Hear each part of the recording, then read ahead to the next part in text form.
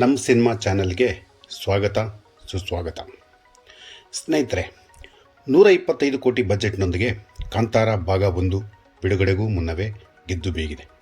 ಅಂದರೆ Amazon OTT rights 125 ಕೋಟಿಗೆ ಖರೀದಿ ಮಾಡಿದೆ.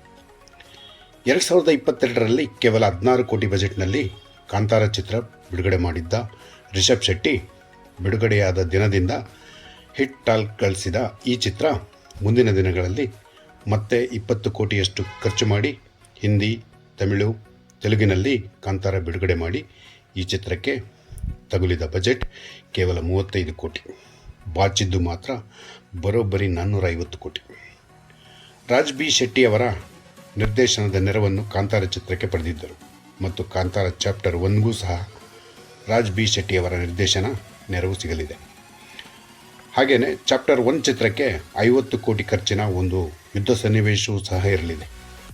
ಈ ಆ್ಯಕ್ಷನ್ ವಾರ್ನಲ್ಲಿ 500 ಫೈಟರ್ಸ್ಗೂ ಹೆಚ್ಚು ಮತ್ತು 3000 ಜೂನಿಯರ್ ಆರ್ಟಿಸ್ಟ್ ಈ ಯುದ್ಧ ಸನ್ನಿವೇಶದಲ್ಲಿ 25 ದಿನ ಭಾಗವಹಿಸಿ ಚಿತ್ರೀಕರಣ ಮಾಡಲಾಗಿದೆ. ಈ ಚಿತ್ರದಲ್ಲೂ ಸಹ ಕಾಂತಾರ ಚಿತ್ರದ ಸನ್ನಿವೇಶಗಳು ಬಂದು ಹೋಗಲಿವೆ. ಕಾಂತಾರ ಚಿತ್ರ ವೀಕ್ಷಿಸಿದವರಿಗೆ ಈ ಚಿತ್ರ ಬಹುಬೇಗ ಅರ್ಥವಾಗುತ್ತದೆ. ಈ ಟ್ರೈಲರ್ ಕಾಂತಾರ ಚಿತ್ರ ವೀಕ್ಷಿಸಿದವರಿಗೆ ಈ ಚಿತ್ರ ಬಹುಬೇಗ ಅರ್ಥವಾಗುವಂತಿದೆ. ಈ ಟ್ರೈಲರ್ ಪಂಜುರ್ಲಿ ದೇವರ ಮಹಿಮೆ ಈ ಚಿತ್ರದಲ್ಲೂ ನೋಡುವ ಭಾಗ್ಯ ಪ್ರೇಕ್ಷಕರಿಗೆ ಸಿಗಲಿದೆ. ಹಾಗೆಯೇ ರಾಜವೈಭವವನ್ನು ಈ ಚಿತ್ರದ ಟ್ರೈಲರ್ನಲ್ಲಿ ತೋರಿಸಲಾಗಿದೆ. ಹಾಗಾಗಿ ಚಿತ್ರ ನಮ್ಮನ್ನು ರಾಜವೈಭವದಲ್ಲಿ ಮೆರೆಸುವುದು ಖಂಡಿತ. ಟ್ರೈಲರ್ ನೋಡುತ್ತಿದ್ದರೆ ಎಲ್ಲವೂ ಜುಮ್ಮೆನ್ನುವ ದೃಶ್ಯಗಳೇ.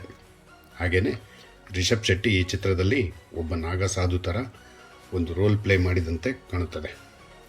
ಹಾಗೆಯೇ ರಿಷಬ್ ಶೆಟ್ಟಿ ಅವರು ಕಾಂತಾರದಲ್ಲಿ ಮಾಡಿದ ತಪ್ಪನ್ನು ಈ ಚಿತ್ರದಲ್ಲಿ ಮಾಡಿಲ್ಲ. ಅದೇನೆಂದರೆ ಚಾಪ್ಟರ್ 1 ಚಿತ್ರವನ್ನು ಎಲ್ಲ ಭಾಷೆಯಲ್ಲೂ ಬಿಡುಗಡೆ ಮಾಡುತ್ತಿದ್ದಾರೆ. ಕಾಂತಾರವನ್ನು ಕೇವಲ ಕನ್ನಡದಲ್ಲಿ ಬಿಡುಗಡೆ ಮಾಡಿ ನಂತರ ಹಿಂದಿ, ತಮಿಳು, ತೆಲುಗಿನಲ್ಲಿ ಬಿಡುಗಡೆ ಮಾಡಿದ್ದರು. ಹೊಂಬಾಳೆ ಫಿಲ್ಮ್ಸ್ ಬ್ಯಾನರ್ ನಡಿ ವಿಜಯ್ ಕಿರಗಂದೂರು ನಿರ್ಮಾಣದ ಈ ಚಿತ್ರಕ್ಕೆ ರಿಷಬ್ ಶೆಟ್ಟಿ ನಟಿಸಿ ಚಿತ್ರಕಥೆ ಬರೆದು ಮತ್ತು ನಿರ್ದೇಶನ ಮಾಡಿದ್ದಾರೆ. ಹಾಗೆಯೇ ಈ ಚಿತ್ರಕ್ಕೆ ಸಂಗೀತ ಅಜ್ನೀಶ್ ಲೋಕನಾಥ್. ಈ ಚಿತ್ರ ಇದೇ ಅಕ್ಟೋಬರ್ 2ರಂದು ಪ್ರಪಂಚಾದ್ಯಂತ ಬಿಡುಗಡೆಯಾಗಲಿದ್ದು ನಾವೆಲ್ಲ ಕಾತುರದಿಂದ ಕಾಯುತ್ತಿದ್ದೇವೆ. ಈ ವಿಡಿಯೋ ಬಗ್ಗೆ ನೀವೇನು ಹೇಳ್ತೀರಾ ತಿಳಿಸಿ. ಕನ್ನಡವನ್ನು ಉಳಿಸಿ ಬೆಳೆಸಿ. Thank you very much.